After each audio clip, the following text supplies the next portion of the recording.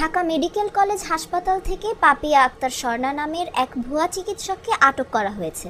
রোববার দুপুর 1:15টার দিকে হাসপাতালের নাক কান গলা বিভাগের 303 নম্বর ওয়ার্ড থেকে তাকে আটক করে হাসপাতালের প্রশাসনিক ব্লকের পরিচালকের রুমে নিয়ে যাওয়া হয়।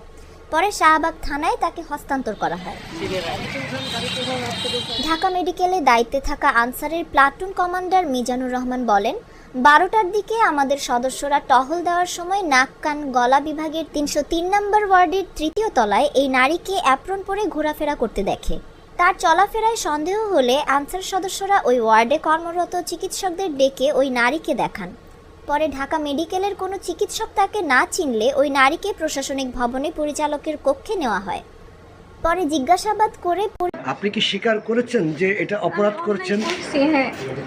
আপনি কি ভবিষ্যতে এই ধরনের অন্যায় আর করবেন? না, কখনোই করবো না স্যার। আমি সত্যি বলছি স্যার, কখনো করবো না। অনেক বড় অপরাধ, প্রতারণা করছি স্যার।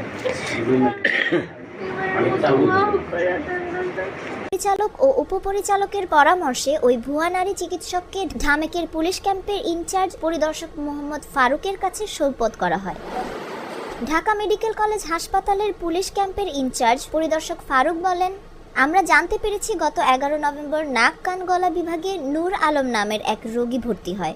তার কাছ থেকে এই ভুয়া চিকিৎসক কৌশলে 28,000 টাকা নিয়ে যায়। পরে আমরা তাকে শাহবাগ থানায় হস্তান্তর করি। এই ভুয়া নারী চিকিৎসক নরসিংদী জেলার মনোহরদী থানার ওয়াদিয়া গ্রামের মোহাম্মদ আনোয়ার হোসেনের মেয়ে।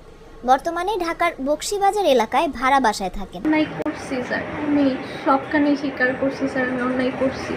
আপনার দেশের বাড়ি কোথায়? নরসিংদীর মনোহরদী। গ্রামের নাম কোথায়? ভারতীয়া। আপনার পুরো নামটা একটু বলবেন, কি নাম? স্বর্ণা? পাপিয়া আক্তার স্বর্ণা।